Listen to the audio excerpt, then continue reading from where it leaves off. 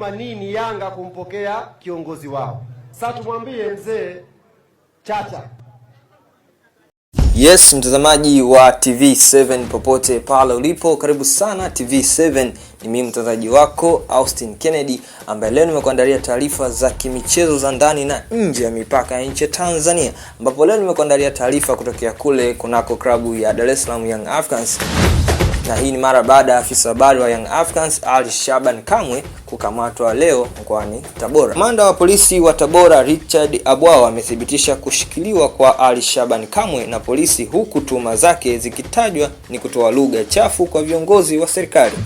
Ali Shaban Kamwe alikuwa na timu yake ya Yanga katika mchezo wa Tabora dhidi ya Young Africans, ambao mchezo huo ulimalizika kwa mabao 3-0, Young Africans akifanikiwa kubeba ushindi katika mchezo huo na kuchukua alama 3 za muhimu. Kabla ya mchezo huo, Ali Shaban Kamwe anataja kuzozana na mkuu wa mkoa wa Tabora Mheshimiwa Paul Matiko Chacha katika kile kinachotajwa kuwa alikuwa akijibu alichosema RC huyo kuwa Yanga wamekuja na kiherehere mkoani mwake.